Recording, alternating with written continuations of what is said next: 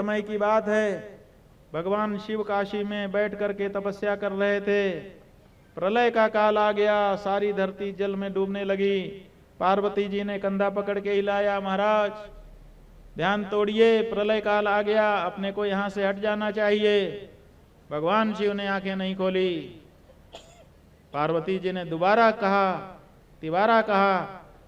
कई बार कहने पे भगवान ने कहा, चाहे प्रलय आ जाए, चाहे महाप्रलय आ जाए, हम इस क्षेत्र को कभी नहीं छोड़ेंगे। विमुक्तम न शिवाभ्याम यत्। भगवती पार्वती जी ने कहा, जब आप नहीं छोड़ेंगे तो हम क्यों छोड़ेंगे। ठीक है, अब हम आप ध्यान करिए, हम भी बैठे हैं। दोनों ने जिस क्षेत्र को प्रलय काल आ जाने पर भी, अपने नाश की संभावना देख लेने पर भी नहीं छोड़ा, न विमुक्तम इति अविमुक्तम, इसीलिए काशी का एक नाम अविमुक्त क्षेत्र है। कहते हैं जब भगवान शिव का विवाह हुआ तो भगवान शिव से शिवा ने कहा कि महाराज किसी नए स्थान का निर्माण करिए जो आपके मन का हो और वहीं पर हमको लेकर के चलिए। तो भगवान शिव ने अपने मन की नगरी काशी बनाई और वहां पर शिवा को ले जाकर के उनके साथ विराजमान हुए। इसीलिए सबसे पहला नाम काशी का आनंदवन पड़ा, उसका नाम है आनंदवन। आनंदवने गौरी मुखोय त्रिकंटक विराजिते, संकल्प में वहां पर ऐसा पढ़ा जाता है। तो आनंदवन जो है वो अविमुक्त क्षेत्र कैसे बना, इसी घटना के बाद जब नाश की संभावना हो पर भी उसको छोड़ने के लिए भगवान शिव और शिवा दोनों तैयार नहीं हुए, तब से उस क्षेत्र का नाम अविमुक्त क्षेत्र पड़ गया। इसीलिए अविमुक्त माने काशी और अविमुक्तेश्वरानंद माने काशी में जो आनंद ले, उसका नाम अविमुक्तेश्वरानंद। संन्यास हम लोगों का काशी में हुआ था तो गुरुजी ने काशी का महात्म्य देख करके, और हम बहुत दिन से काशी में थे भी, हो सकता है ये नाम रखा हो, कई कारण हो सकते हैं, लेकिन अविमुक्त क्षेत्र ये रमण नैरंतर्य को बताता है कि भगवान का मन वहीं रम गया और ऐसा रमा कि फिर उनको काशी छोड़ने की सुध ही कभी नहीं रही।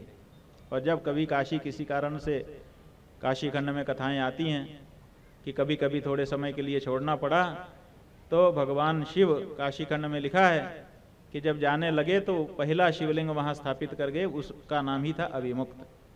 माने शिव जी जा रहे थे तब भी उन्होंने कब्जा नहीं छोड़ा, कब्जा करने के लिए अपना प्रतीक स्थापित कर दिया।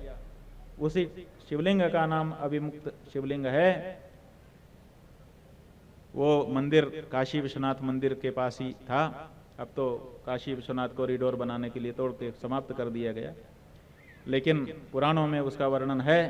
और जब तक पुराणों में वर्णन है तब तक उनकी पूजा तो वहाँ स्थान पर होगी ही होगी, क्योंकि हमारे शास्त्रों में ये कहा गया है कि मंदिर भले समाप्त हो जाए, मूर्ति भले हटा दी जाए, लेकिन कलौ स्थानानि पूज्यन्ते, जिसकी जो जगह है उस जगह का क्या होगा। वो जगह अगर भगवान की है तो वो तो जगह उनकी रहेगी और उसी स्थान पर उनकी पूजा होती रहेगी।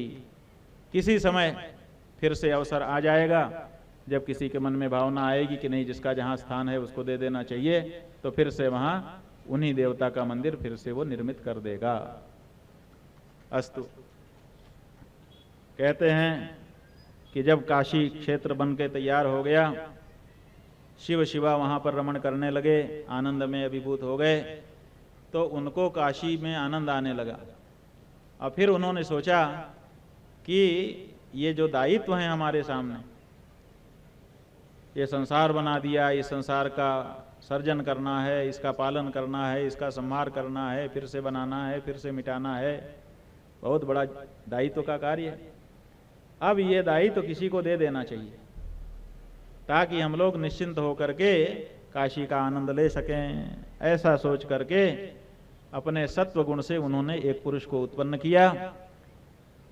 उस पुरुष को उत्पन्न करने के बाद उस पुरुष ने सोचा मैं क्या करूं, मेरे अंदर तो कोई शक्ति है ही नहीं।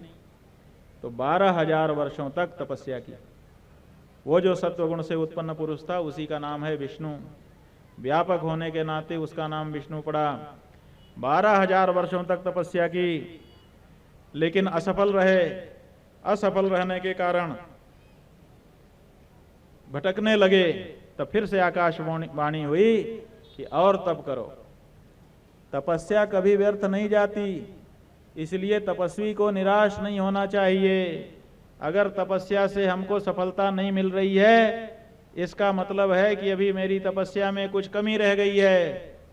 बस इतना ही मानते हुए उसको अपनी तपस्या निरंतर जारी रखनी चाहिए। एक न एक दिन तपस्वी को सिद्धि मिलती ही है और विजय भी मिलती है। जब तक लड़ने वाला अपने आप हार नहीं जाता, स्वीकार नहीं कर लेता कि अब मैं हार गया, तब तक वो हारता नहीं है, लड़ता रहता है। और जो लड़ता रहता है वो किसी न किसी दिन जीतता जरूर है। इसलिए जो लड़ने वाले लोग हैं, यहाँ चुनाव लड़ने वाले लोग हैं, वो चुनाव के संदर्भ में इसको ले लेंगे, ले लें, कोई दिक्कत नहीं है। नियम यही है कि मन से जब हार जाओगे तभी हारते हो। जब तक व्यक्ति मन से नहीं हारा तब तक वो हारा नहीं है। हाँ, एक पैंतरा उसका खाली चला गया, अलग बात। आगे वो लड़ता रहेगा तो किसी न किसी समय जीतेगा जरूर। उसी तरह से जो तपस्वी हैं उनको भी निराश होने की आवश्यकता नहीं है। अगर वो अपनी तपस्या जारी रखेंगे तो किसी न किसी दिन उनको सिद्धि अवश्य प्राप्त होगी। भगवान विष्णु के संदर्भ में फिर से आकाशवाणी हुई, फिर से तपस्या करो। तो भगवान विष्णु फिर से तपस्या में रत हो गए। तपस्या से शरीर में ताप उत्पन्न होने लगा, लेकिन उन्होंने विराम नहीं लिया। और जब ताप ज्यादा बढ़ा, जब शरीर में गर्मी ज्यादा बढ़ जाती है तो क्या होता है? पसीना निकलता है। तो उनके शरीर से भी तपस्या का ताप बढ़ जाने के कारण पसीना निकलने लगा, जल की धाराएं निकलने लगीं, चारों तरफ पानी ही पानी भरा हुआ दिखाई देने लग गया। जब पानी चारों तरफ भर गया तो शरीर थोड़ा ठंडा हो गया। ठंडा होने के कारण और तपस्या के परिश्रम के कारण भगवान विष्णु को नींद आ गई, थक करके सो गए। तदा श्रांतश्च पुरुषो विष्णुस्तस्मिन् जले स्वयं सुस्वाप परम प्रीतो बहुकालम विमोहितः।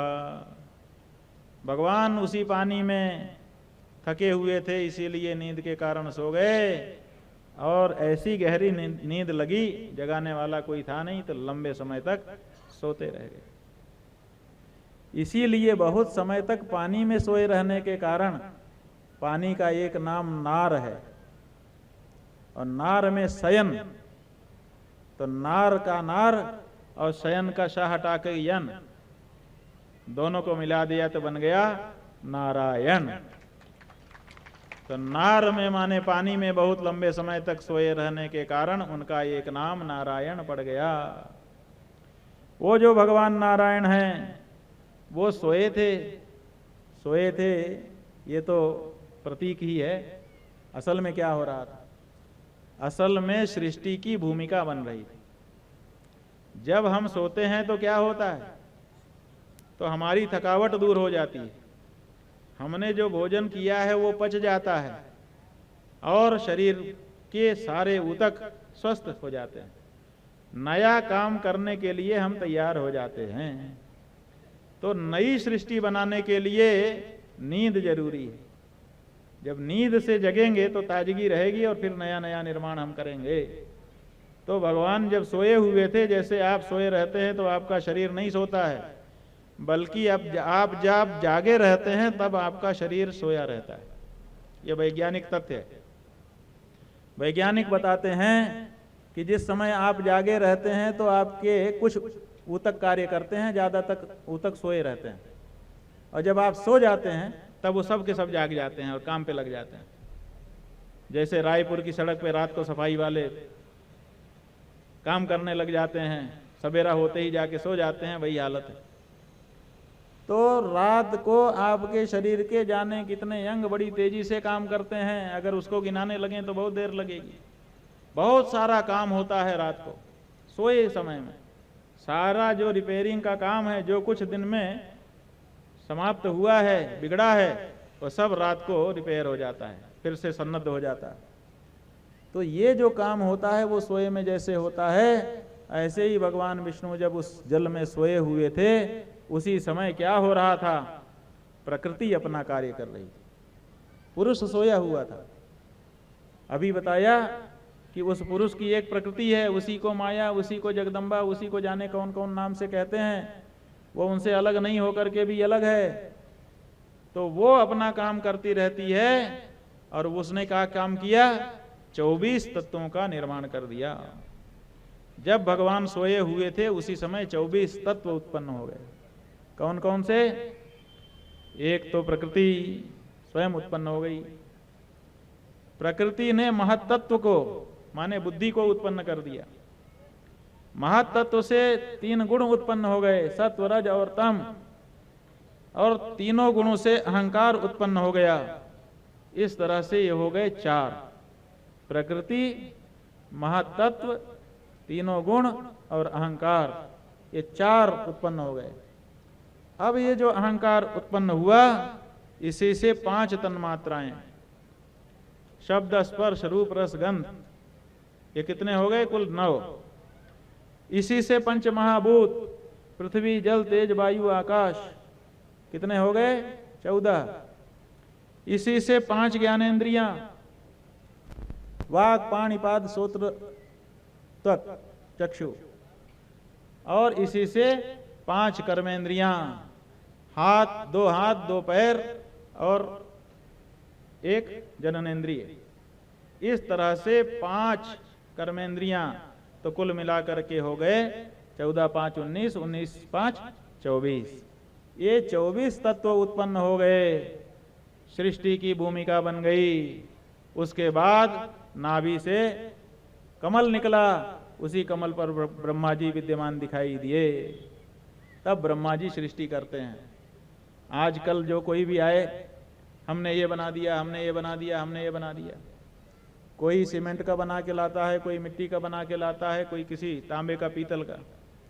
उनको ये पूछो कि तुमने ये तांबे की मूर्ति बना दी, तुमने ये सीमेंट की मूर्ति बना दी, पत्थर की गढ़ दी, बहुत अच्छा, कलाकारी अच्छी है आपकी, लेकिन ये बताओ कि मूर्ति तो तुमने बनाई, लेकिन ये पत्थर किसने बनाया? अगर पत्थर न होता तो क्या तुम मूर्ति बना सकते थे? मिट्टी ना होती, धातु ना होता, तो क्या तुम कलाकारी कर सकते थे? तो वो कहेगा कि नहीं, हम कलाकारी नहीं कर सकते थे, हमको उपादान की, उस कोई मटेरियल की तो जरूरत होगी, रॉ मटेरियल। तो जब तक वो नहीं होगा, उस आप क्या निर्माण करोगे? तो ऐसे ही ब्रह्मा जी सृष्टि के निर्माता कहे जाते हैं, ये सही है, लेकिन सृष्टि का निर्माण अगर ये 24 तत्व न होते तो क्या ब्रह्मा जी कर सकते थे? नहीं कर सकते थे।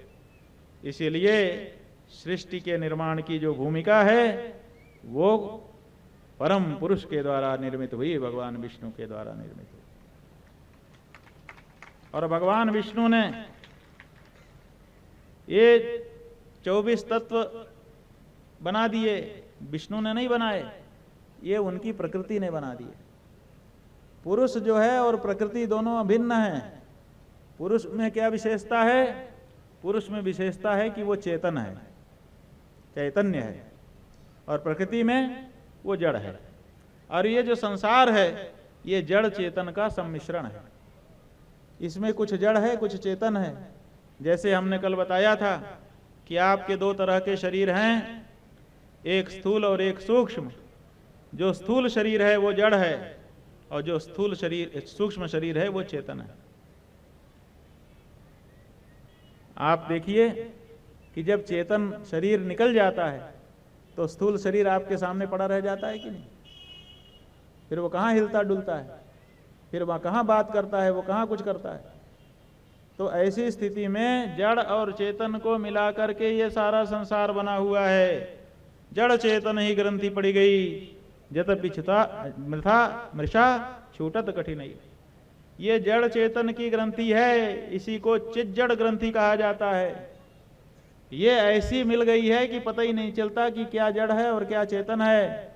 जड़ में चेतन का और चेतन में जड़ का भ्रम हमको हो जाता है, और उसी भ्रम के कारण सत्यासत्य का निर्णय हम नहीं कर पाते हैं, और भ्रम में पड़ के रहने के कारण कुछ का कुछ करते रहते हैं।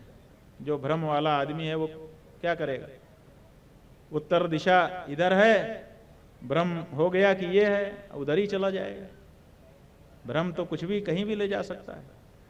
तो ये जो संसार है ये जड़ चेतन का मिश्रण है। जड़ है प्रकृति, चेतन है पुरुष, और दोनों मिल करके तब सृष्टि रचना करते हैं। इसीलिए भगवान विष्णु की जो जड़ चेतनात्मक मिश्रण हो गया, पहले सद वस्तु था, वो सद वस्तु अब विष्णु कही जा रही है। क्यों? क्योंकि इसमें प्रकृति भी आ गई। अब ये जड़ चेतन दोनों मिल करके हो गए, इसीलिए ये देव कहलाए, और दोनों मिलकर के सृष्टि में आगे बढ़ते हैं। तो नाभि से कमल निकलकर उस पे ब्रह्मा जी विद्यमान हो जाते हैं।